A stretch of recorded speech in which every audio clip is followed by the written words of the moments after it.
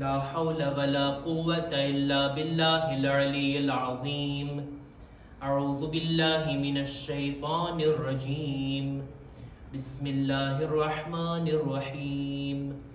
الحمد لله الذي جعل الحمد مفتاحا لذكره وسببا للمزيد من فضله ودليلا على آلائه وعظمته.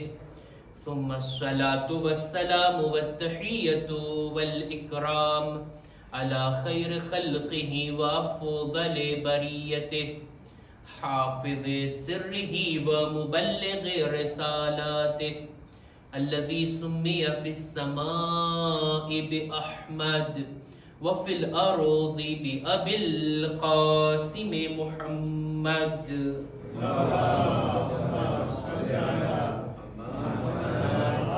وعلى أهل بيته الطيبين الطاهرين المعصومين المظلومين ولعنة الله على أعدائهم أجمعين.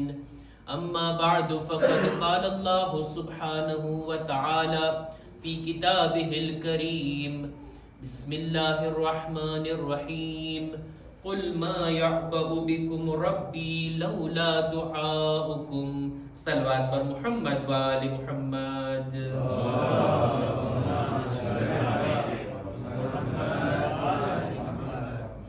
અહલે બેત અલૈહિમુસ્સલામના ગમમાં શામિલ થાવું એક શિયા તરીકે આપણી જવાબદારી છે. માહે સફરની આખરી તારીખ કે જેની અંદર આપણા 8મા ઇમામ ઇમામે અલી ઇબ્ન મૂસા રિઝા અલૈહિસ્સલામ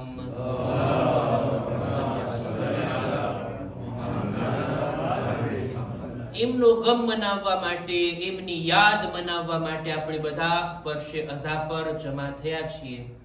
આપણા 8મા ઇમામની ઉમ્ર મુબારક કુલ હતી 55 વર્ષ. 11મી ઝિલકાદ હિજરી સન 148માં ઇમામની વિલાદત અને સફરની છેલ્લી તારીખ હિજરી સન 203માં ઇમામની શહાદત. આ 55 વર્ષની ઉમ્ર મુબારકની અંદર ઇમામ 7મા ઇમામની શહાદત બાદ ઇમામતની જવાબદારી સંભાળ્યા. મદીનાની અંદર ઇમામની ઇમામતનો દૌર પસાર થયો અને છેલ્લા 2-3 વર્ષ ઇમામ ઈરાનમાં હતા, તૂસમાં હતા અને ત્યાં એમની શહાદત થઈ. 8મા ઇમામની ઝિયારતની ઘણા લોકોને તમન્ના હોય અને માશાઅલ્લાહ મારા ખ્યાલથી લગભગ બધા 8મા ઇમામની ઝિયારતથી મુશર્રફ થયા હશો.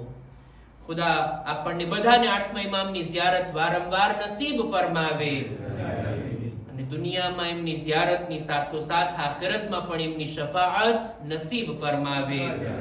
8મા ઇમામની હદીસને મારે બયાન કરવી છે, એમની જિંદગીના બનાવો અને ઇમામની સીરતને મારે રજૂ કરવી છે. એના પહેલા એક હદીસ. રાવીનું નામ છે હસન બિન જહીમ. કિતાબ અલ-ઉસૂલ કાફીમાં, કિતાબ અલ-કાફીમાં મરહૂમ શેખ કુલૈની આ વાતને લખે છે. હસન બિન જહીમ પોતે 8મા ઇમામની ખિદમતમાં આવે છે, બેઠે છે, મુલાકાત કરે છે ને જ્યારે રૂખસત થવા માંગે છે ને ત્યારે ઇમામને આ શબ્દ વડે વિદાય કરે છે: મૌલા લા તનસની મિન અદ-દુઆ. મૌલા દુઆમાં નહીં ભૂલતા. છૂટા પડીએ ત્યારે આપણે કહેતા હોય ને દુઆમાં યાદ, ઇલ્તિમાસ દુઆ. આ માણસ કહે છે દુઆમાં નહીં ભૂલતા. એટલે ઇમામ એની સામે જોઈને કહે છે તને શું લાગે છે હું તને દુઆમાં ભૂલી જાઉં છું?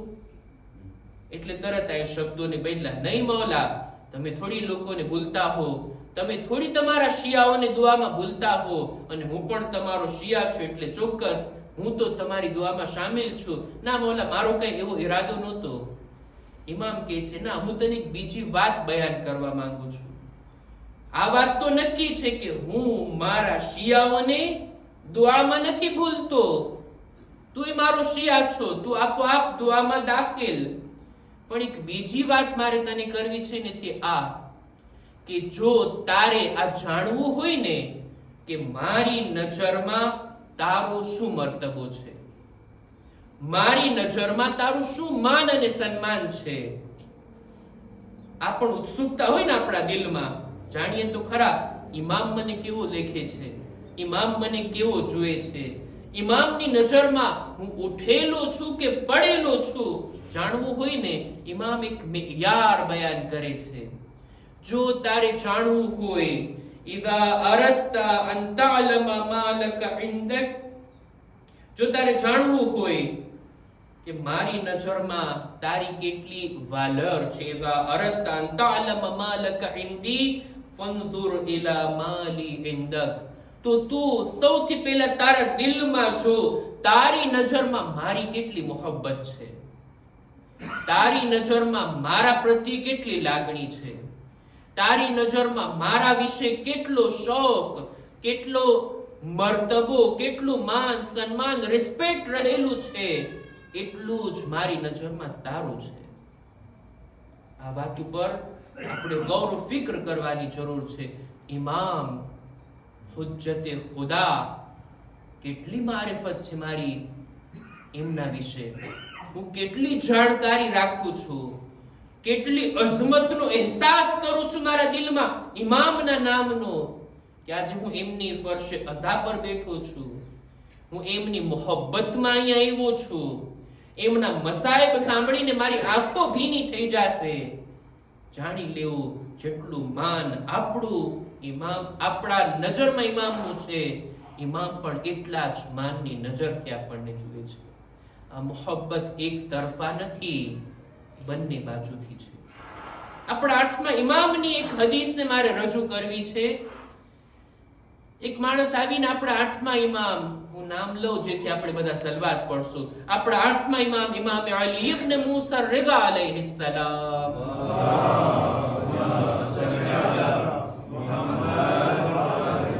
એમની ખિદમતમાં આવીને સવાલ કરે છે, મૌલા કૈફ અસ્બહતા. આ એક અરબી ભાષાની અંદર મુહાવરો છે. આ રીતના સવારના પૂછાય, જેવી રીતના આપણે બોન્જોર કરતા હોય, ગુડ મોર્નિંગ કરતા હોય, અરબી ભાષામાં પણ સલામ બાદ આ રીતના બોલતા હોય, કૈફ અસ્બહતા.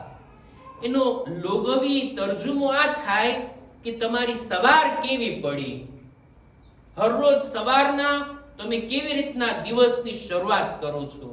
દેખીતી વાત છે, દરેક માણસના દિવસની શરૂઆત અલગ અલગ તરીકાથી હોય. ઘણા લોકોની દિવસની શરૂઆત ચાયથી થતી હોય, ચાય ના પીવે ત્યાં સુધી દિવસ ના ઉગ્યો હોય. ઘણા લોકોની દિવસની શરૂઆત કુરાનની તિલાવતથી થતી હોય, નમાઝે સુબહની તાકીબાતથી થતી હોય. ઘણા લોકો બાળકો હોય તો સ્કૂલ જવા માટે તૈયાર થતા હોય, સ્કૂલે જઈને એમની દિવસની શરૂઆત થતી હોય અને એમની એક્ટિવિટી ચાલતી હોય. દરેક માણસની અલગ અલગ સવાર પડે. 8મા ઇમામથી પણ આ માણસે સવાલ કર્યો, અને આ આખો એક બાબ છે હદીસોની અંદર, આખું એક ચેપ્ટર છે કે ઇમામોથી જ્યારે પૂછવામાં આવ્યું, મૌલા તમારી સવાર કેવી પડી, તો ઇમામોના અલગ અલગ જવાબો છે.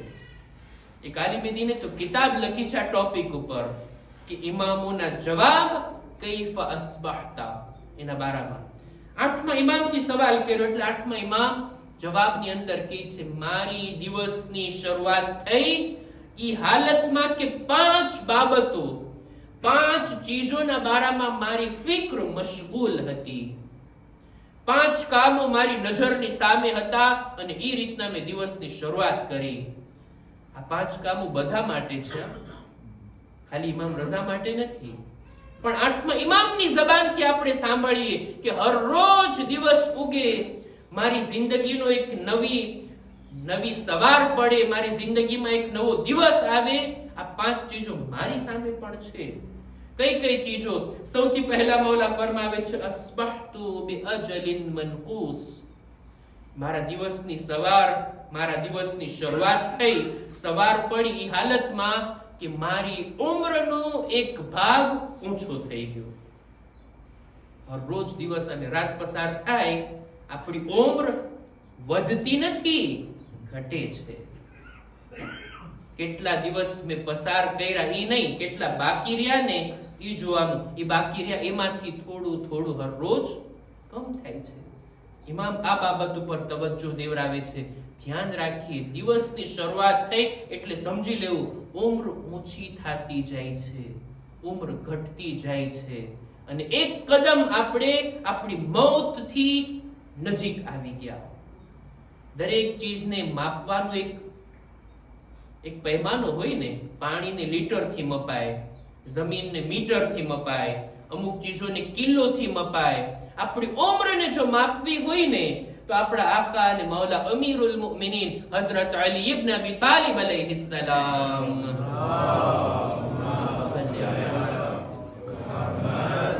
મૌલા ફરમાવે છે ઉંમરને માપવી હોય ને તો કેટલી એનિવર્સરી થઈ, કેટલા વર્ષથી એમ નહીં.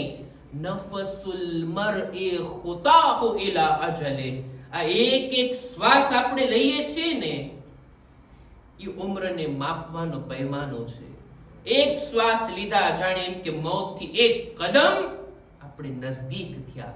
આઠમા ઇમામ એ જ વાત કહે છે ને, દિવસની શરૂઆત કરું છું આ હાલતમાં કે મારી ફિક્ર આ બાબતમાં મશગુલ કે સમય જઈ રહ્યો છે, ફુરસત જઈ રહી છે, મારી ઉંમર હર રોજ ઓછી અને ઓછી થતી જાય છે. મતલબ શું છે આ વાતનો? પૈગામ શું છે આ વાતનો? ઇમામ શું સંદેશો આપવા માંગે છે? તે આજ આ ઉંમર જે આપણા હાથમાં છે ને એનાથી મેં કેટલો ફાયદો ઉઠાવ્યો. આ એક મિનિટ, એક કલાક, એક દિવસ અલ્લાહની હંમેશાની નિዕમતોને ખરીદી શકાય એટલી કિંમતી છે. જન્નતની નિዕમતોને ખરીદી શકાય એટલી કિંમતી છે, પણ એને મેં કેટલા નકામા કામોમાં બરબાદ કરી. ખુદા કયામતના દિવસે પૂછશે એ લોકોથી કે જે લોકો તડપીને માંગણી કરી રહ્યા હશે, ખુદાયા જરીક ઉંમર આપી દે ને, દુનિયામાં જઈ આવીએ ને સારા કામ કરીને લઈ આવીએ. ખુદા કહેશે અવલમ નુઅમ્મિરકુમ, ઉંમર નહોતી આપી, જવાની નહોતી આપી, પૂરતો સમય નહોતો આપ્યો, સુખ અને શાંતિના દિવસો નહોતા આપ્યા. શા માટે સારા કામો કરીને ના આવ્યા? શા માટે આ ઉંમરને નકામા કામોમાં બરબાદ કરી? આઠમા ઇમામ આ ફિક્રને આપણી સામે લાવવા માંગે છે કે તમે જુઓ, દિવસની શરૂઆત થાય, ઉંમર આપણી ઓછી થતી જાય, પહેલી વાર. બીજું, વઅમલિન મહફૂઝ, મારા દિવસની શરૂઆત થઈ એ હાલતમાં કે મારા દરેક કામો નોટ થઈ રહ્યા છે, બધું લખાઈ રહ્યું છે. હમણાં આપણે બધા નમાઝ પઢ્યા ને, ફરિશ્તાઓ લખી લીધા, નમાઝ પઢ્યા. આપણે તિલાવત સાંભળ્યા ને, લખાઈ ગયું. ફરશે અઝા પર આવ્યા ને, લખાઈ ગયું. જે કઈ કામ કર્યા લખાઈ ગયું. ખાલી નેકીઓ જ નથી લખાતી, હા, જૂઠ બોલ્યા એ પણ લખાઈ ગયું, ગીબત થઈ એ પણ લખાઈ ગયું, તોહમત થઈ એ પણ લખાઈ ગયું, કોઈનું અપમાન કર્યા લખાઈ ગયું, કોઈના દિલને તોડ્યા, બધું લખાઈ ગયું. એક કામ નોટ થાય છે, ચોપડો આપણો ભરાતો જાય છે, અને કયામતના દિવસે ખુદા સામે પેશ કર, જો વાંચ, ઇકરા કિતાબકા કફા બિનફસિકા હસીબા, તું વાંચ, તારી કે તું જ હિસાબ કર શું લઈને આવ્યો છું. આ મૌલા ફરમાવે છે આ બાબતના અંદર, આ વાતની અંદર મારી ફિક્ર મશગુલ છે કે મારા દરેક કામ નોટ થઈ રહ્યા છે.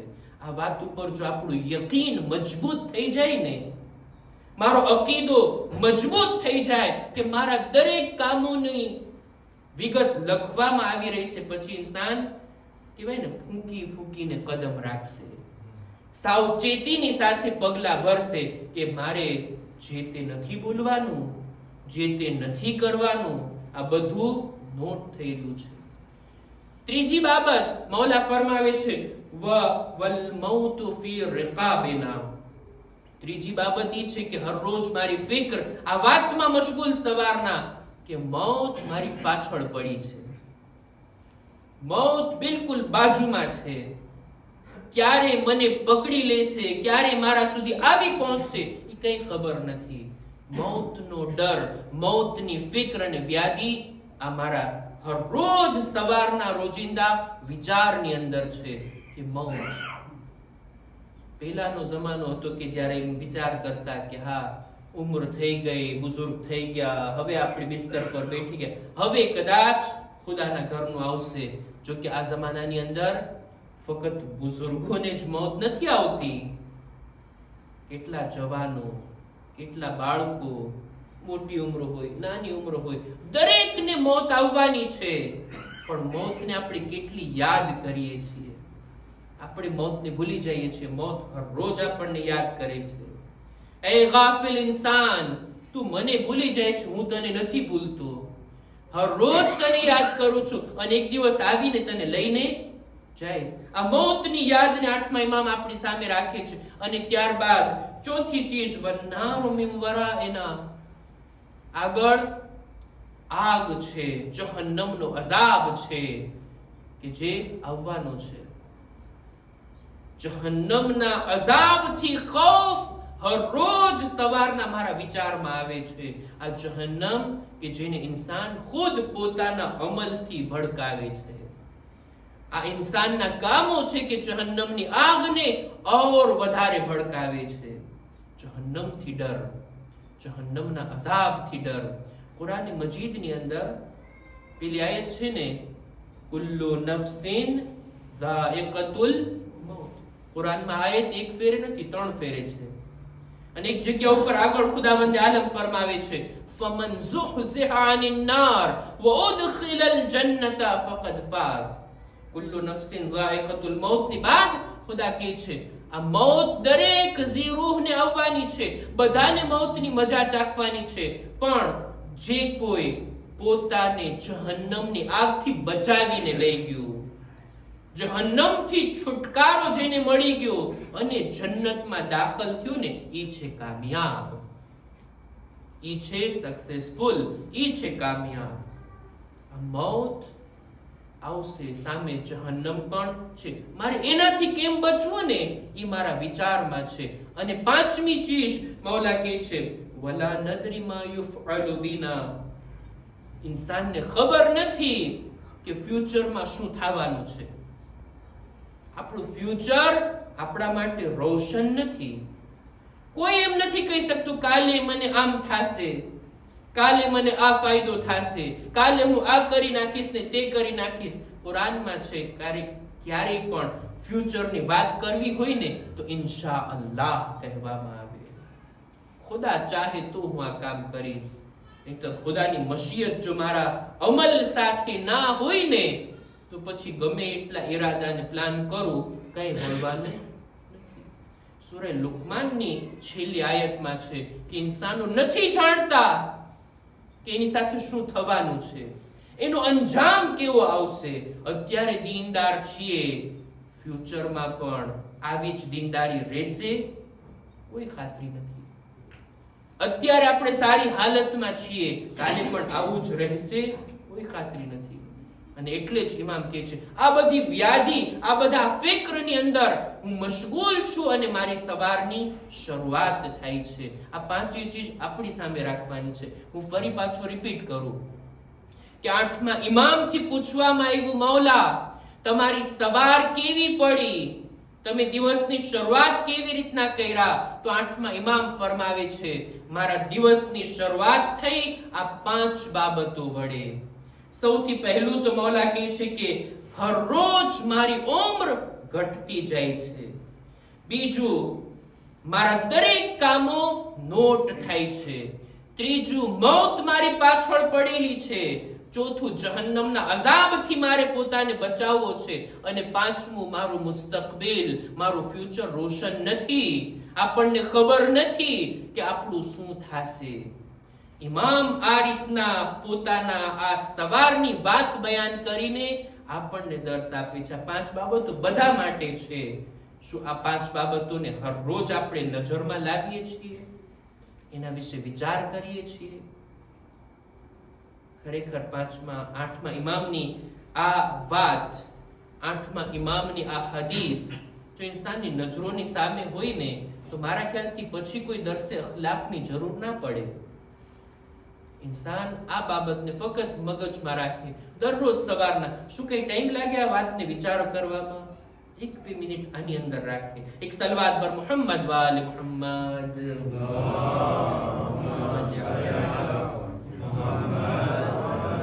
ને આઠમા ઇમામની વાત મેં કરી કે આઠમા ઇમામ ફરમાવે છે કે એ મારા ચાહવા વાળા, તારે જો જોવું હોય કે તારી નજરમાં, મારી નજરમાં તારી કેટલી હૈસિયત અને અઝમત છે, એ જોઈ લે કે તારા દિલમાં મારું કેટલું માન અને સન્માન છે.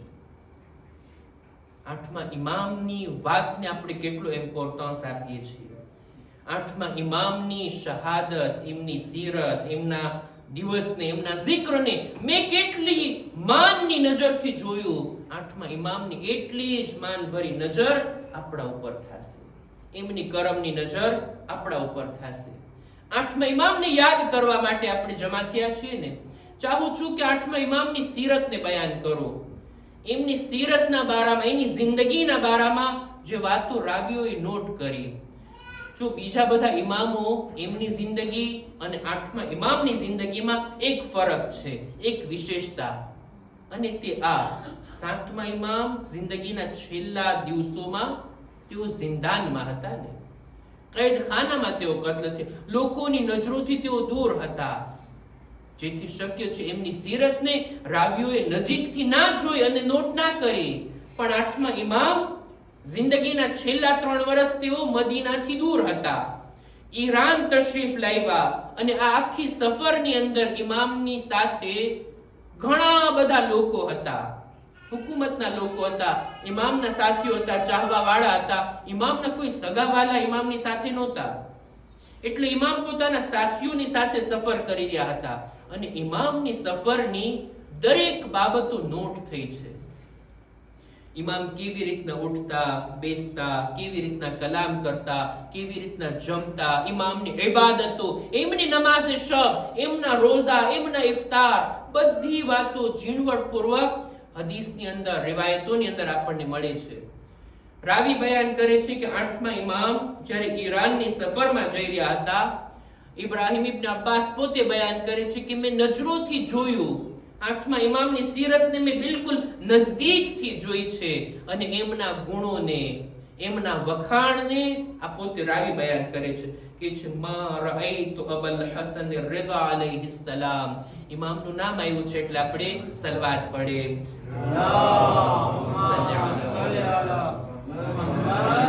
મા રઆઈતુ જફા અહદન બિકલામિહી કત્તુ. મેં ક્યારેય નથી જોયું કે આઠમા ઇમામ કોઈ એવી વાત કરે કે જે સામેવાળાને પસંદ ના આવે. પોતાની વાત થકી પણ સામેવાળાના દિલને ક્યારેય ના દુખાવતા. વમા રઆઈતુ કતઆ કલામ અહદિન હત્તા યફરુગા મિન. મેં ક્યારેય નથી જોયું કે વાતચીત કરવા દરમિયાન આઠમા ઇમામ કોઈની વાતને કટ કરે. બરાબર સાંભળતા, પેલા સામેવાળો બરાબર બયાન કરી લે, ત્યારબાદ ઇમામ બોલવાની શરૂઆત કરતા. આ બધી ઝીણી બાબતો આપણને સામાન્ય લાગે, પણ ઇમામની સીરત આ હતી, અપનાવવાની જરૂરત છે. વમા રદ્દ અહદન અલા હાજતિન યક્દિરુ અલૈહા. ક્યારે મેં નથી જોયું કે ઇમામ કોઈની હાજત પૂરી કરી શકતા હોય અને એને પૂરી કર્યા વગર પાછો વાળી દે. દરેકની હાજતોને ઇમામ પૂરી કરતા. વલા મદ્દરિજ લૈહિ બૈના યદૈ જલીસિન લહુ કત્તુ.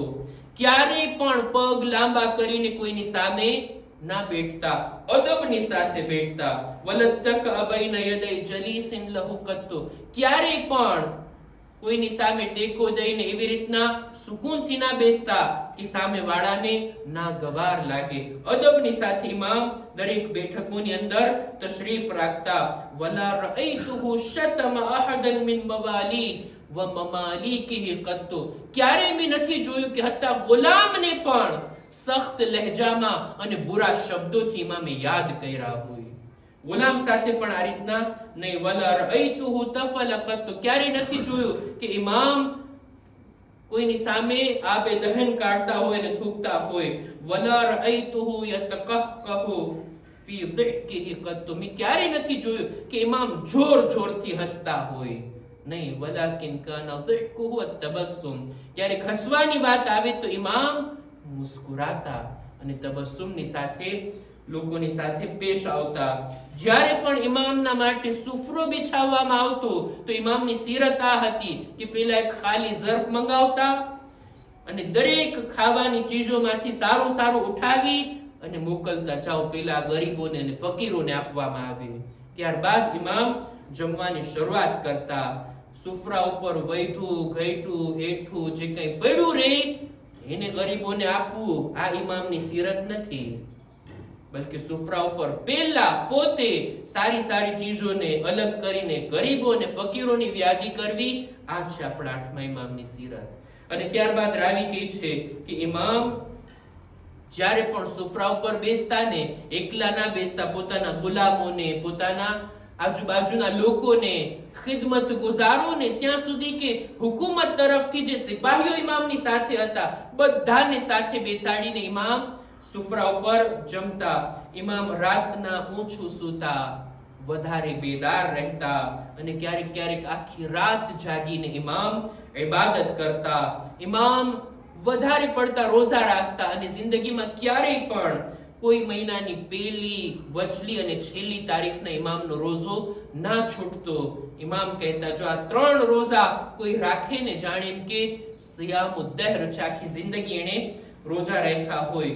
આ રીતના ઇમામની ઇબાદતો, ઇમામના કુરઆનના પડવાના તરીકાને દર 3 દિવસે ઇમામ એક કુરાનને ખત્મ કરતા અને ફરમાવતા જો ચાહું તો આના કરતા જલ્દી પડી શકું છું, પણ હું દરેક આયત ઉપર અટકીને વિચાર કરીને પડું છું.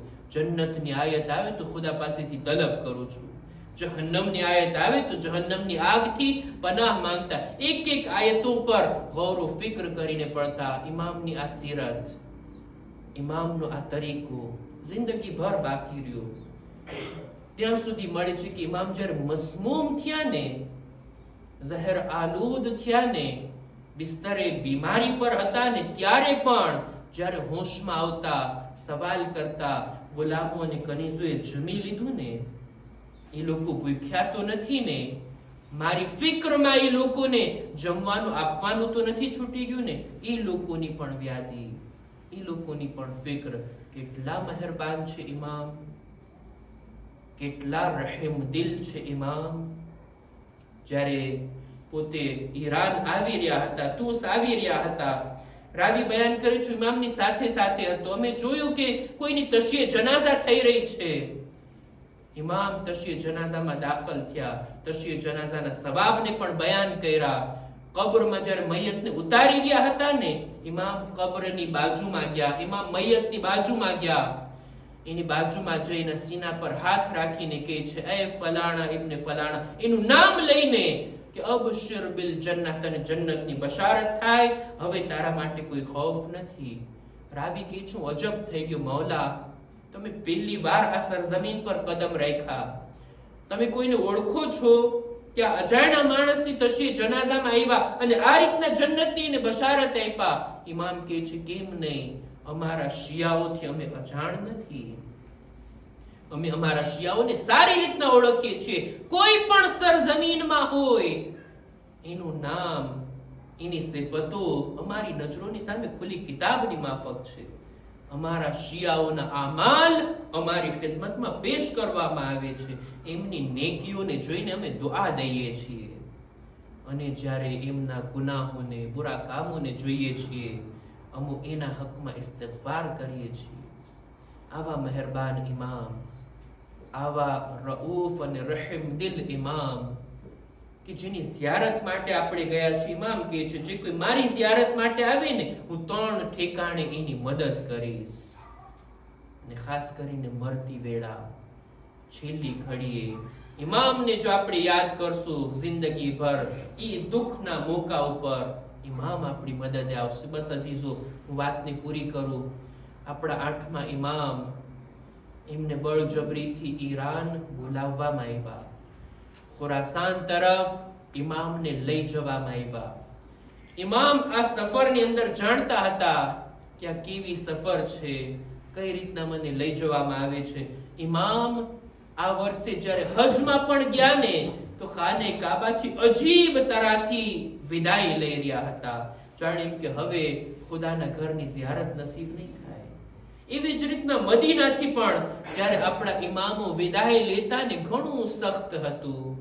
ઇમામોનું વતન છે મદીના, તે ઇમામનો જન્મ થયો, જિંદગી ત્યાં પસાર થઈ અને જ્યારે મદીનાથી રૂખસત થઈ રહ્યા હતા, રસૂલના રોઝા પાસે આવીને ઘેરિયા કર્યા, રસૂલની કબ્રથી ખુદા હાફિઝી કર્યા અને પોતાના ઘરવાળાઓથી જ્યારે વિદાય લઈ રહ્યા હતા, ઇમામ ઘરવાળાઓને જમા કરીને કહે છે, તમે સાથે મળીને એવી રીતના ગિરિયા કરો જાણે મારા શહાદત ઉપર તમે રડતા હોય. ઇમામની ઝિયારતમાં પણ આ શબ્દ છે, સલામ થાય એ મૌલા ઉપર જેણે પોતાના ઘરવાળાઓને રડવાનો હુકમ આપ્યો પોતાના કત્લની પહેલા. રાવી સવાલ કરે છે, મૌલા, સફરમાં જનારાઓના ઉપર રડવું સારી વાત નથી, અપશુકન કહેવાય. ઇમામ કહે છે, હા, એ એવા મુસાફિર માટે કે જેના પાછા આવવાની ઉમ્મીદ હોય. હું તો જાઉં છું, મને યકીન છે હવે મને પાછું મદીના આવવું નસીબ નહીં થાય. ઇમામ જાય છે મદીનાથી. ઇમામ એકલા છે, એમના કોઈ સગાવાલા, એમની ઝૌજા, બાળકો કોઈ એમની સાથે નથી. અને જ્યારે ઇમામને ઝહેર આપવામાં આવ્યું, ઇમામ ફક્ત ગરીબુલ વતન નથી, ગરીબુલ ગુરબા છે. એકલા અને તન્હા ઇમામ ગરીબુલ વતનીમાં શહીદ થયા. રાવી બયાન કરે છે, ઇમામ જ્યારે જઈ રહ્યા હતા ઘરેથી, અબા સલ્તને પોતાના સાથીને કહે છે, એ અબા સલ્ત, હું જ્યારે પાછો ફરું, મારી અબા મારા માથા પર હોય ને તો પછી મને બોલાવતો નહીં અને રૂમના દરવાજાને, હુજરાના દરવાજાને બંધ કરી દેજે.